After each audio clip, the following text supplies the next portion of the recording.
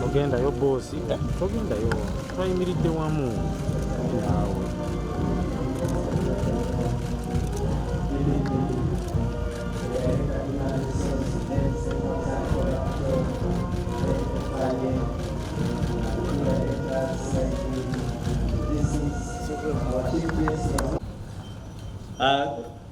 Officers remain standing. We shall take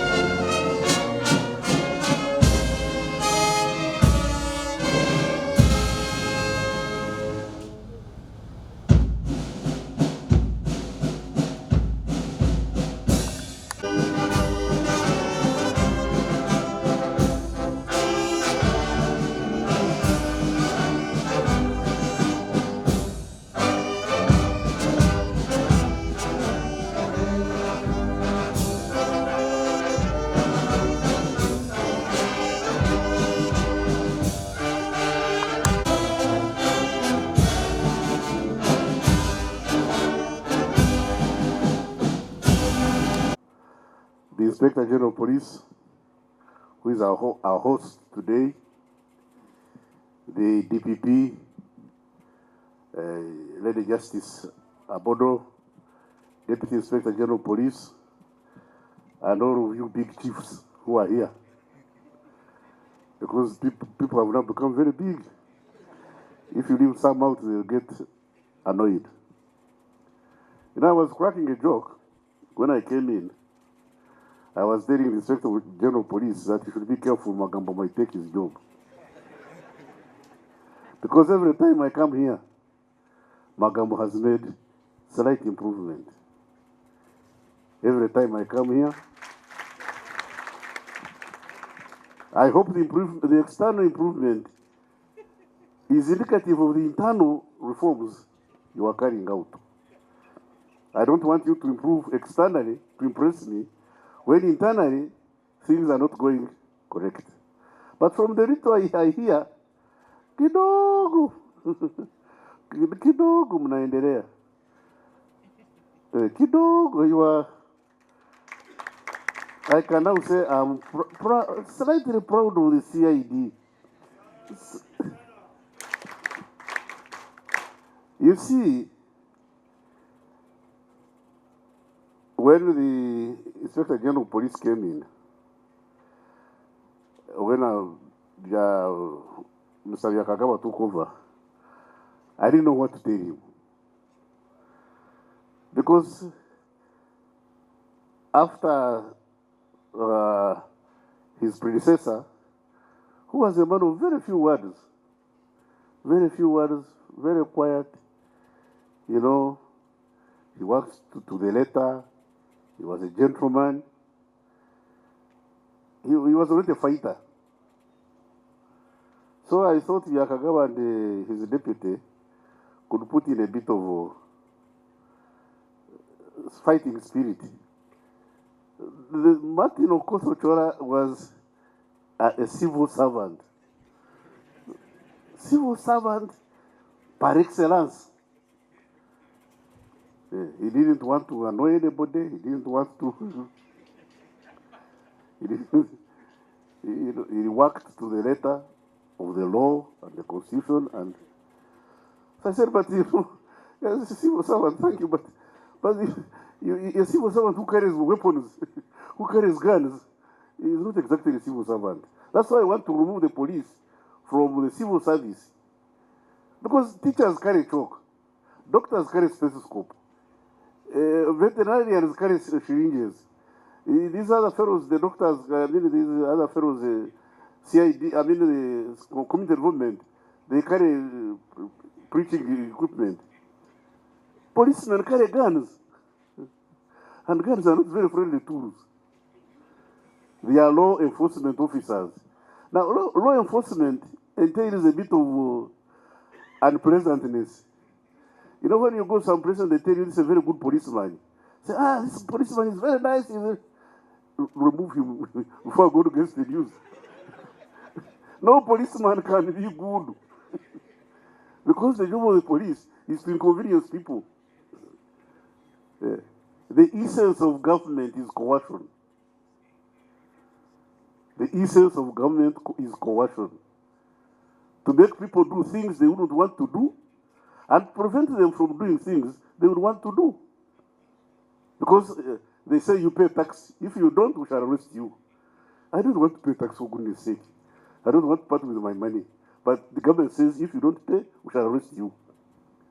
When I quarrel with Yakagawa, I feel like slapping him. They say you slap him, we shall arrest you. Hey. Now that's what government means. If you don't have coercive power, then you are an NGO. So don't make mistakes. Now, police officers are law enforcement officers. Law enforcement does not mean fascism. You know, when they say you are law enforcement officers, some of you become fascists by excellence. They just break people's bones.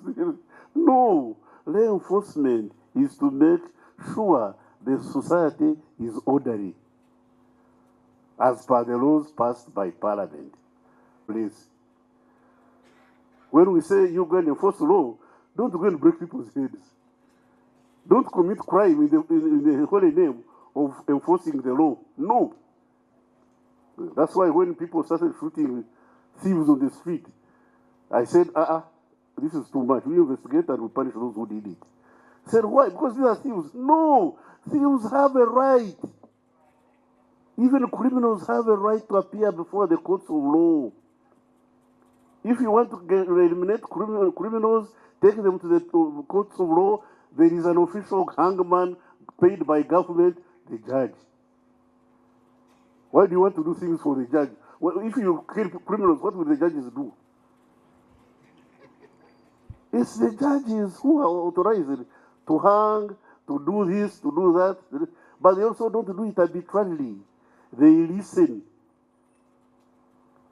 They listen to those you call criminals, and they judge the weigh the probability of guilt and innocence and pronounce themselves. After pronouncing themselves, they give the offender opportunity to appeal.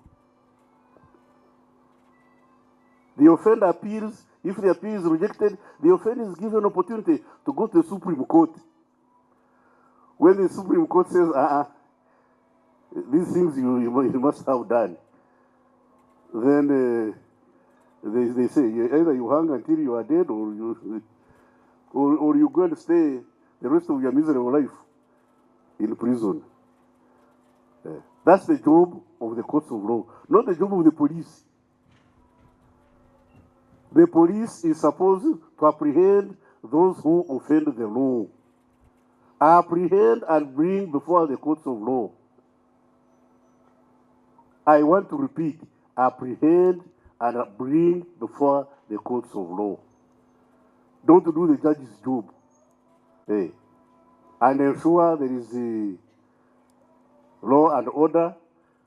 Prevent these ones who are making noise, and when they go to the street and start making trouble, you push them off the road, because we don't pave roads for demonstrations. We pave them for transport. You don't recite rosary in a bar.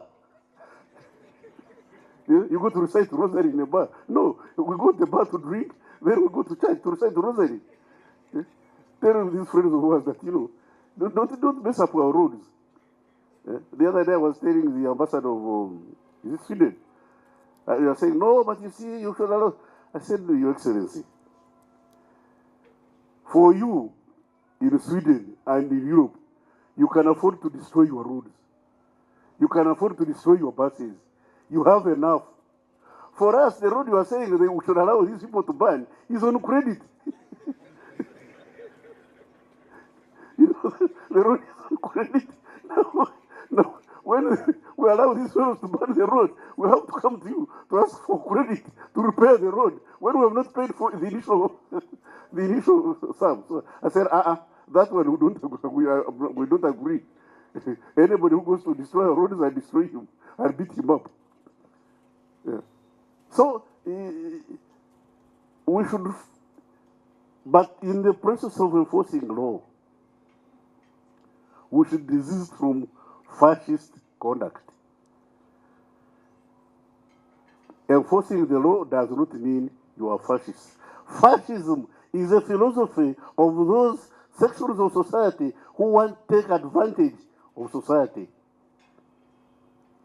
Fascism is a philosophy of those who want to use state institutions to take advantage of the community. And that's not our mission. Desist from fascist activities. You are police officers, you are not a fascist.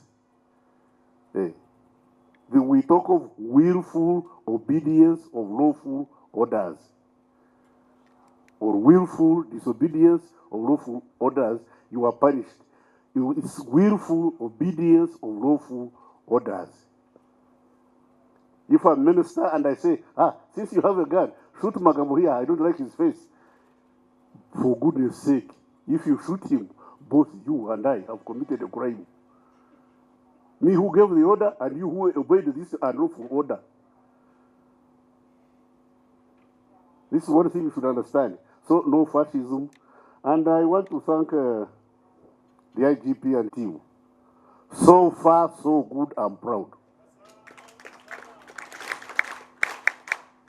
But in a basket of tomatoes, you don't fail to get I hear CI goes around arresting people. CI, when Inspector General, CI is intelligence for the police. You are called criminal intelligence. You are not arresting officers. I don't want to hear CI arresting people. Arresting is the job of CID and plain police. If there are people who are making trouble, then there is what we call FFU. FFU. Fanya fujo uone. Fujo is for two people. This Naka Nwajra and my friend CP. Counterterrorism. Those are for the ones who are meant for fujo. CI, how can you be an intelligence officer who is arresting? You know, when you start arresting, then you are no longer an intelligence officer.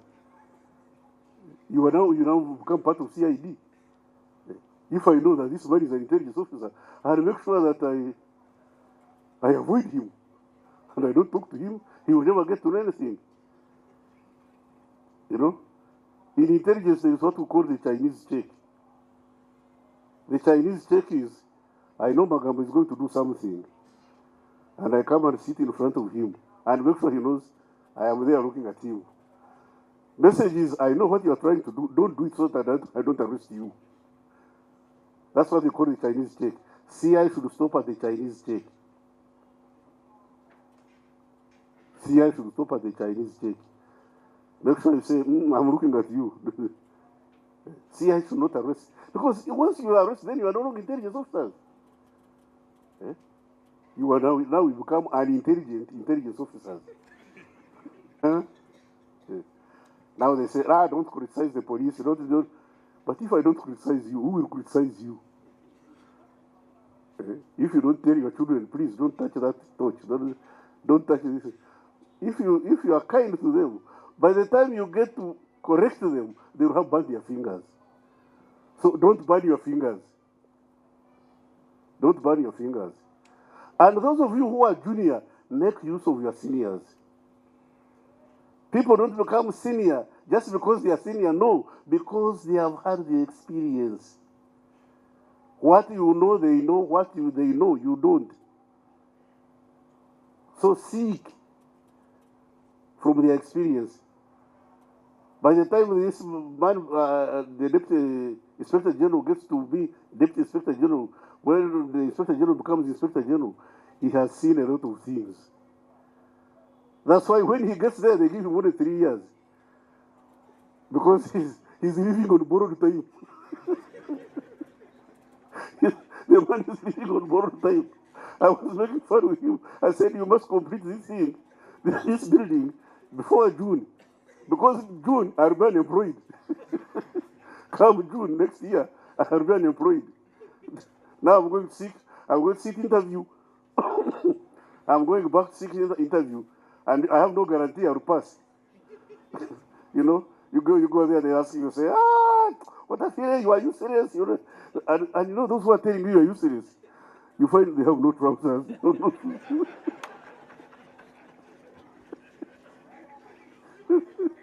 You've done nothing. Yes, I've done nothing for the community. But what have you done for yourself? You can't even remove the jiggers from your feet. Not telling them. Okay, these are my bosses, my interviewers, and I respect them. So when they say, I say, yes, sir. Yes, sir. Yes, sir. Dear Fundy. They say, we can send you back. Sometimes they don't even know why they are sending you back. Yes, of course, you get those who are intelligent, who will question you, who want to see movement. That, like I've said, every time I come here, I find Magambo has done something different. If you are a leader, make sure you make a footprint. Make sure you leave a footprint. Don't pass like a shadow. You know, when there is rain, grass sprouts. When there is sunshine, grass dries. When a shadow passes, nothing. You know, when they say like Kafero here, what did he do in HR? That I ate bananas. I was there. that I was there. They say, what did Kafero do in HR? We don't know. Just look into the records. The records are very clean. Like when we captured 79, there is an office we captured of a very big man. and we said, well, there was not a single document. Very big man, not a single document. Said, well, how do you people perform work, do things here? They said, this man never wrote letters. Man was in office, he never wrote a single letter. Now, what do you say of that one? Huh? Nothing. Now, Akora, this is my friend. Now, do me a favor. Help me with Busia. Because, sit down. Because every time I'm coming from Kenya, when I see Busia police station, I feel like singing in the car. The police station was built at my grandmother's wedding. And you can imagine, I'm now 74 years of age. So you can imagine a police station built at my grandmother's wedding. You know, please, help me. That police station is a disgrace. Whatever you do, save money. Help me with Busia police station. There is another one, I think it's small. This one is near the borders. Help me. You know.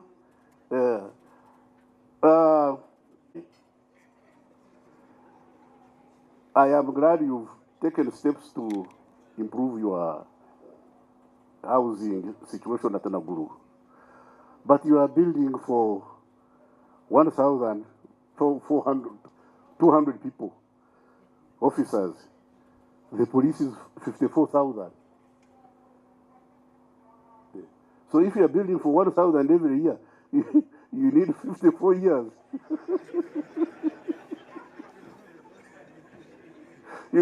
You can be sure. By the 54th year, I will not be here. On that one, I can be a prophet and say, I won't be here. like like sun follows night, I won't be here. So, when Inspector General and your colleagues, let's see whether we can actualize this project we've been working on for police, prisons, and immigration. You know, I like your philosophy of taking care of the individual so that the people take care of themselves. You cannot use a sleepless, hungry police officer to do your work. If you want people to perform, they must eat, they must sleep, they must be well clothed, they must have the bare necessities of life. Then you can tell them, go and do work. I'm glad that's your philosophy. Welfare. Welfare, whatever you do. You may have computers, you may have this, but if those who apply the computers are not equal to the task, physically and mentally, then you are wasting time. And I'm glad you are doing that, and you can count on me to support you in that endeavor.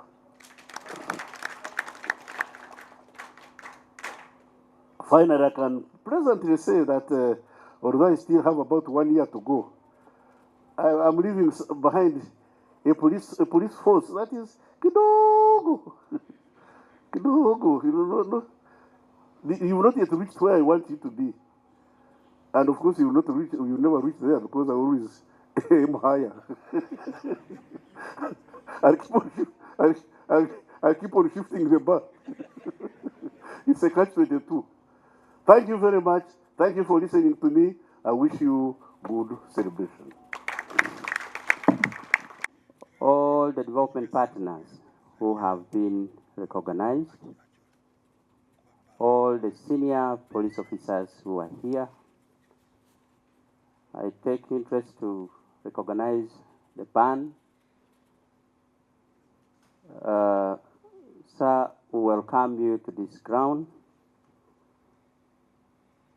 to break ground on the Crime Data Analysis Center.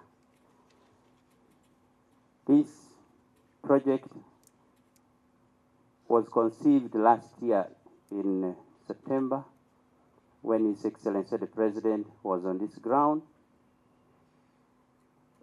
We took it up very seriously with the Director CID. Of course, the Director CID gave us all what it takes for the building to look like. So what you see in that building, he is the engineer who has given it to us. Ours was just to put it into the perspective that this building comes up very nicely. Of course, we have been supported by a consultant who I want to recognize, architect Bossa Godfrey. I don't know if he's around, could stand for recognition. He has been very instrumental interpreting on what kind of space we need, where do we need to put it, how do we want it to be, of course with the help of the Director CID. Ours was only to apply the engineering laws to make sure this building is able to stand strong. This building is going to be 7 floors level with a basement. It has a gross floor area of 6,308 square meters.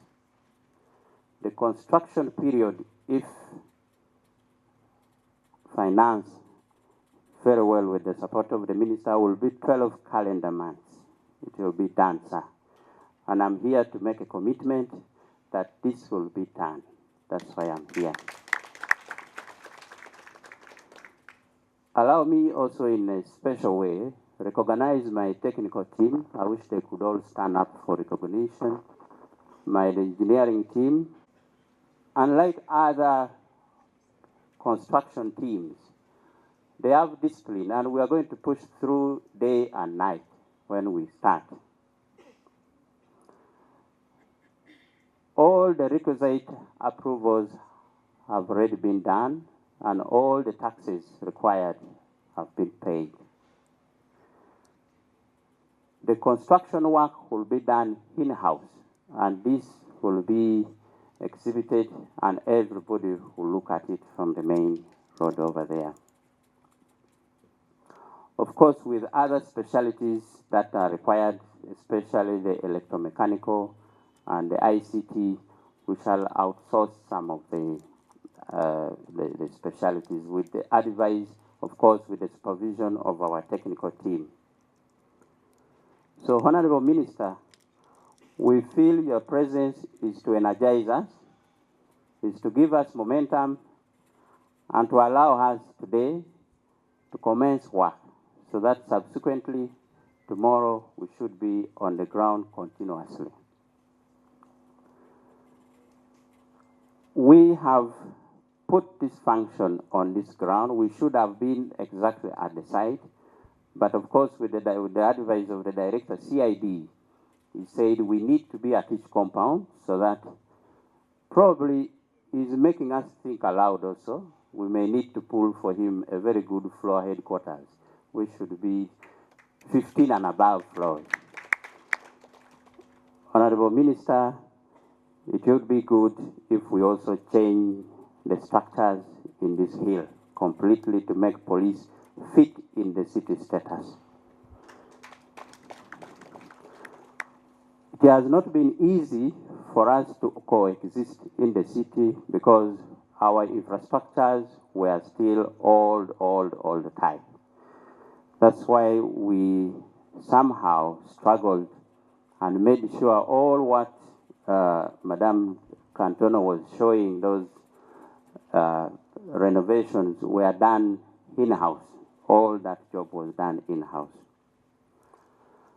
So without wasting much time, Chair, I pledged and continue to request for your support to make sure Kampala Metropolitan, we address all the issues of infrastructure.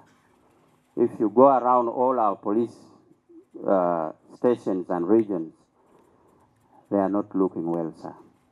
We need to support them. We need to commit to make sure we put up good structures. I will also request our development partners, do not leave us alone in this. We need you to work with us. Where you find we are starting to limp, at least hold our hands and make sure we have some modest structures in our establishment. Honorable Minister, sir, allow me to appreciate that you have supported us, and few weeks ago, that is last week, we broke ground for the construction of accommodation.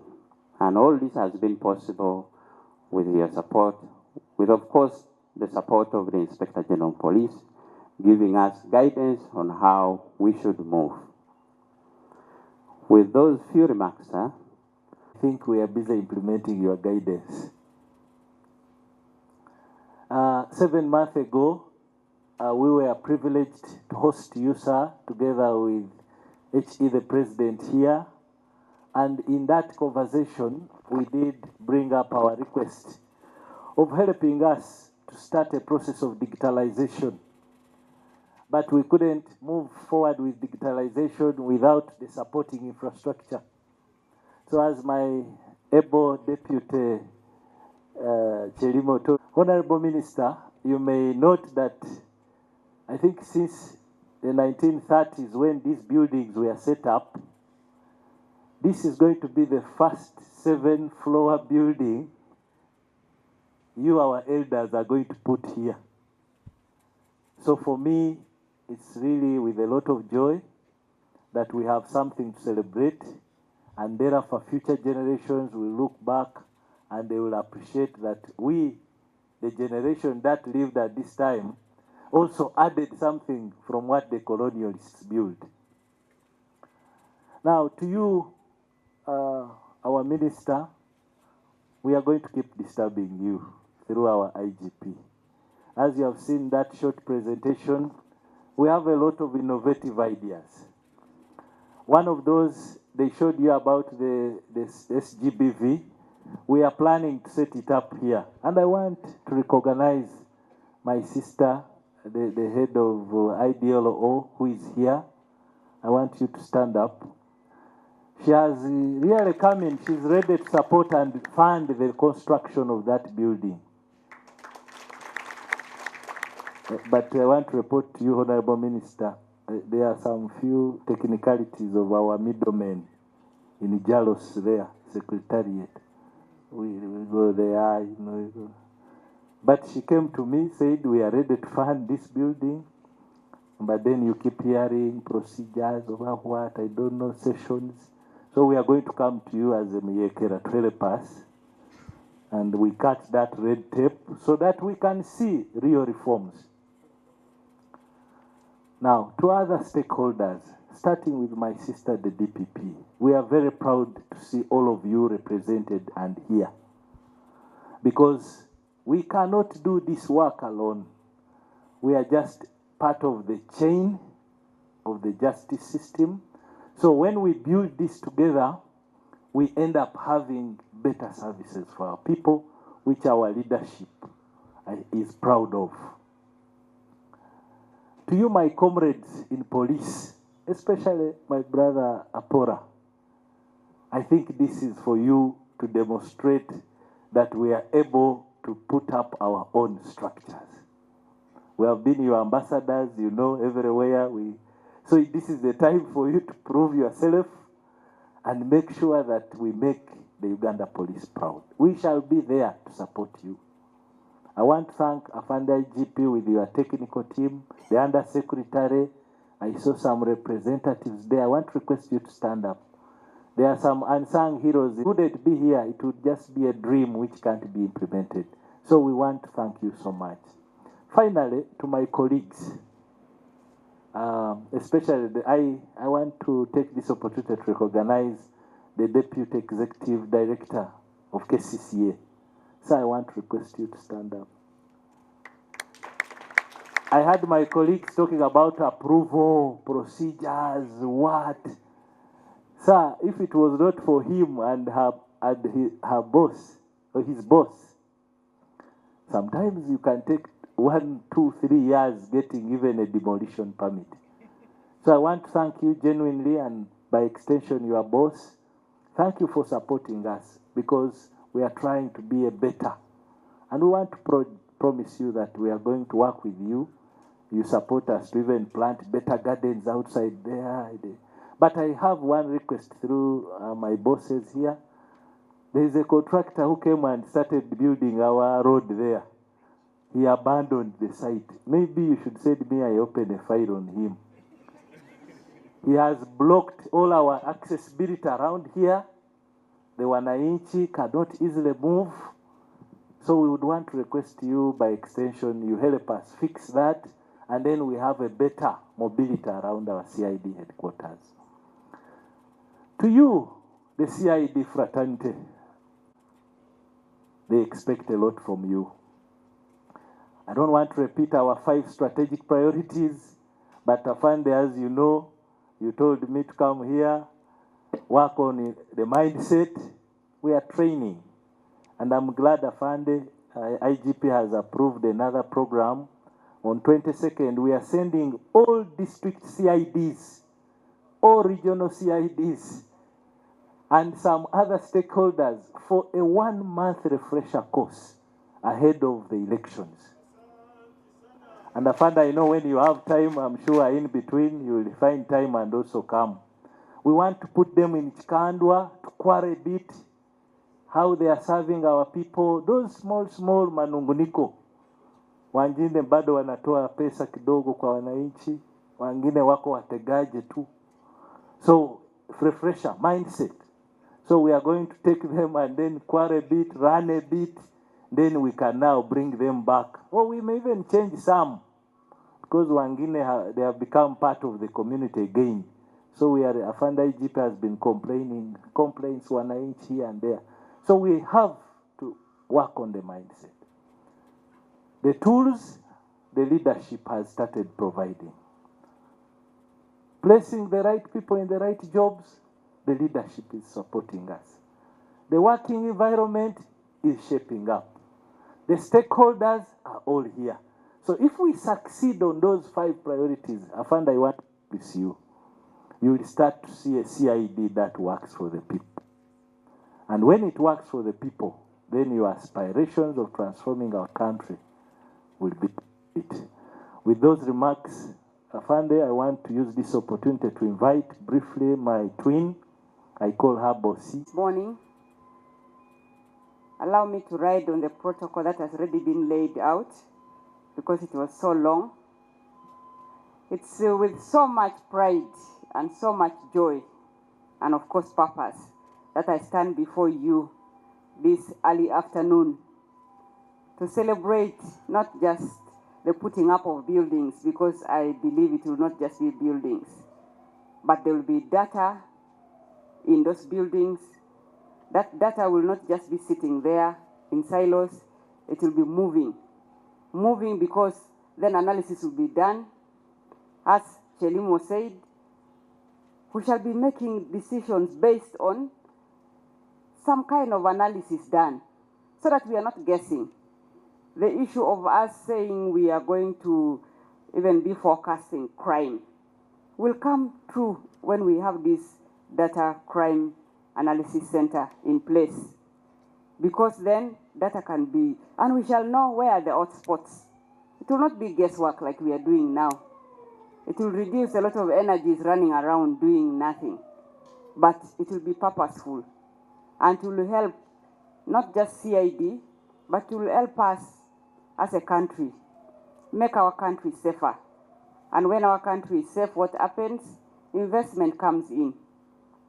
Because investors would not want to come to a country where there is lawlessness. So this data crime center is going to be a game changer. And I'm very, very happy because then investigations are going to be focused. Investigations are going to be, we shall not be doing guesswork anymore. Maybe even in some cases, we shall not need witnesses, human witnesses. We shall just use our science. Because we are really, this is the time for us. I cannot say that it is too late. It is the right time for us to have this center in place. Because technology has taken over. Most of the crimes, if not all, are actually committed by use of some kind of technology. So it is the right step in the right direction, and it has come at the right time. And it will help police be true to your vision, be true to your motto, in order to keep the country safe, in order to keep the country, and every one of us deserves to really have some safety. You know, we can take that for granted, but each of us, even me in my office, as I sanction a charge, I should be thinking of what is the effect of this charge. I should not be making a decision and thinking, police are there to protect and serve, is it? Yes, to protect and serve. Let them do their work. I also have a role to play there. So, to the minds that came up with this idea, I want to say you have done us proud. And I know that next year, somewhere in June, we shall be here again, opening that center, God willing. With those few remarks, Honorable Minister, allow me to say that I came here, I think about 2 months ago with my nephew, and he was so mesmerized because he had never entered inside police. And when we went back, he told me, I want to join police. So you make police look so good. And that's what should be, and that's what should be. It's not just about the buildings, but because of how we also have been doing business. And with those few remarks, I want to say thank you so much, Director CID. Thank you so much, the leadership of police. And thank you so much, Honorable Minister, for making me part of this conversation this morning. I say all this for God and my country. God bless each and every one of you. All invited guests, allow me ride on the protocol that has already been set. Mine is just to invite the Inspector General Police to make his remarks. But I know before he comes on, I just want to mention one or two that he has reminded us that he's now 1 year in office. And the contract is 3 years. And when he came to office, he made his priorities very clear to us. One of which is welfare. The second is tools to enable our officers perform. As the Director of Logistics has already said, last week they launched or broke ground for the construction of 1,200 staff housing units in Nakuru. That is to improve the accommodation of our personnel. Today again we are here to launch the Crime Data Analysis Center that is going to empower our officers to do their duty as we perform our mandate of prevention of crime and investigation. So, Afande IGP, I think if there was a barometer, you are not doing badly in the first year of your appointment. So I urge all my colleagues, the stakeholders, to put hands together and support him, including our minister, so that we push this institution to the betterment of our people. So with those few remarks, from the IGP, I welcome you to make your remarks. Thank you.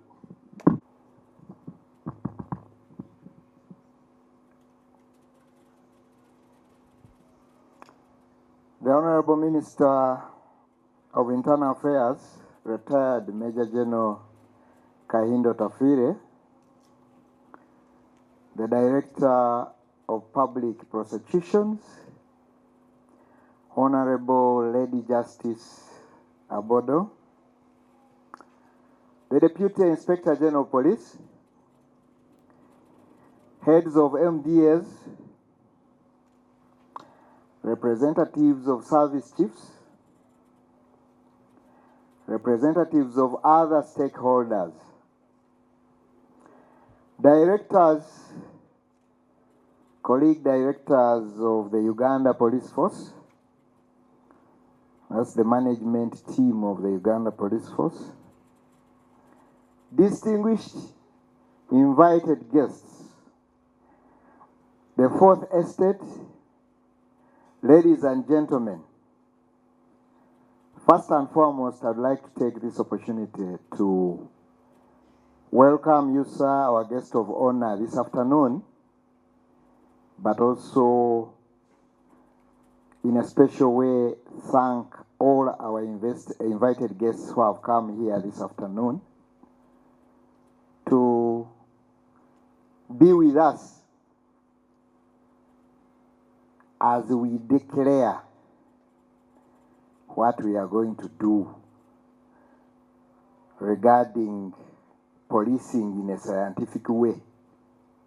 I think to us this is very critical. We value this activity and how elated and strengthened we are to be with you today. But the biggest issue is for us to demonstrate our determination to achieve what we intend to achieve. And I'm glad that it's not many days ago, it has already been mentioned here, that we have recently launched the housing unit project. We are talking about 1,200. But to me, this is just getting set what is within our minds, and I believe I talk on behalf of police management, is something bigger than that. What is within our minds, sir, guest of honor, I know we are together in this, is ultimately to provide both residential and official accommodation to our people. I'm glad that my deputy, the Deputy Inspector General of Police, has mentioned some of our major priorities. And I think just to add my voice to that, because I believe and we believe that in order to really achieve what we want, we must focus on that individual, the police officer, who is going to enable us to do other activities using other means, but the basic factor is that individual, and we recognize that very seriously. Honorable Minister, sir, because of the enormity of this activity, I had actually prepared a very long speech, quite long to the extent that I think it would cause a problem here. So with your permission, sir, allow me just to mention a few of what I prepared. And out of what I prepared, I want to pick out a special appreciation to His Excellency the President for allowing and accepting, when he was here, that we should have this data analysis center, and also to thank you for moving with us, pushing us to ensure that we get moving. As a force, we may not have enough words to thank you, sir, and His Excellency the President, but I know you regularly meet His Excellency. I request that this message you keep, if it is in agreement with you, you mention it more than once to him because of our serious appreciation of this support. Chief Guest, sir, as I said, I would be talking a lot about this, but I think time is not going to allow us. But I want again to emphasize, and this is the instruction of HE the President, again, that as we do all this, we should be conscious of the limited budget. And I think, to use his own words, he said, the shape of your haircut should be decided by the shape of your head. And therefore, when we are utilizing these resources that are being extended to us, we are definitely going to be very conscious about this. And therefore, that's why I want to mention our commitment towards the utilization of our in-house capacity. And I'm glad that we are going to launch this project basing on our in-house capacity. And if you may allow me, there's someone here, I think maybe he was blowing his trumpet badly. But allow me to blow my own trumpet, that I'm proud and confident that I have a very strong engineering unit.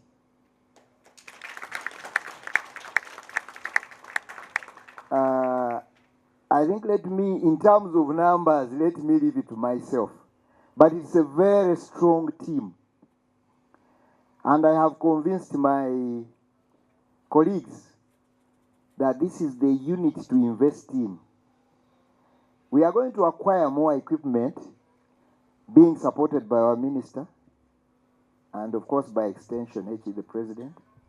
And this unit is going to perform to its best. Now I'm talking as Inspector General Police, who commands the Uganda Police Force. So this is not negotiable. It is a command.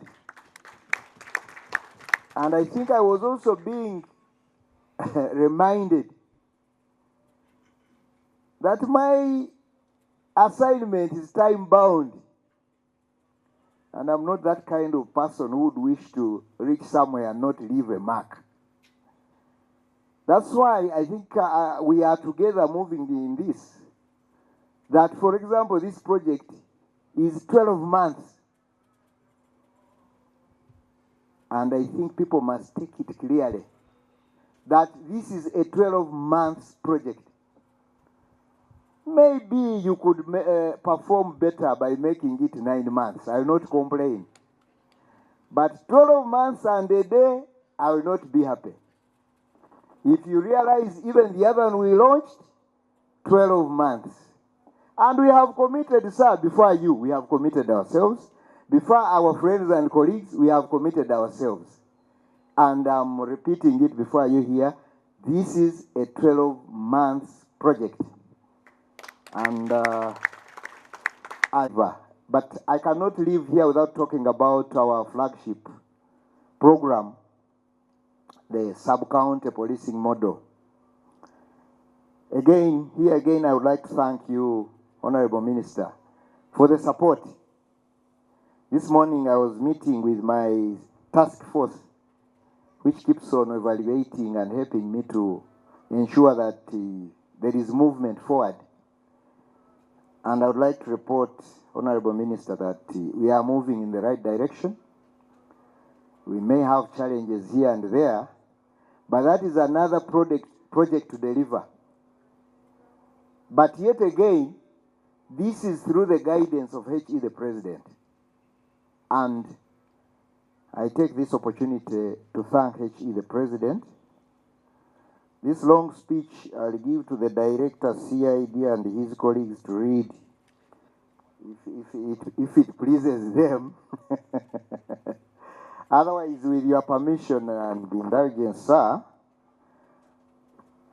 I beg to end here, but it's my honor and privilege to request you to come and address us, sir.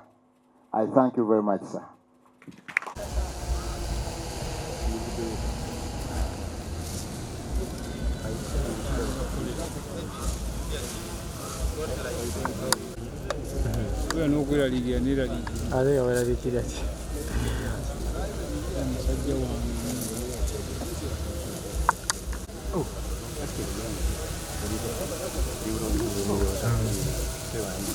Honorable Minister, sir, our guest of honor, this is supposed to be our foundation stone, Central Well. That is our channel.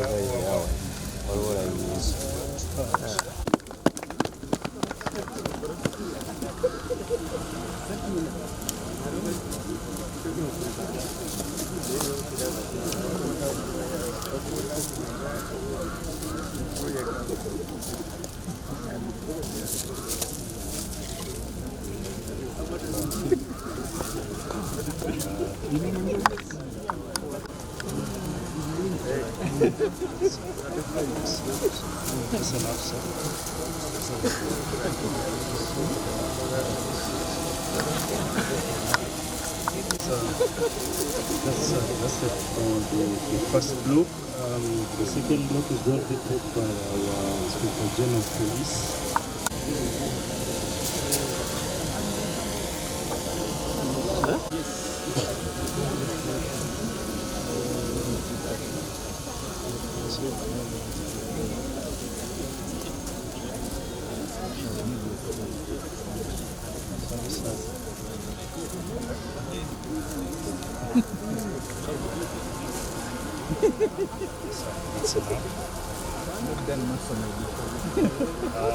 The next block will be laid by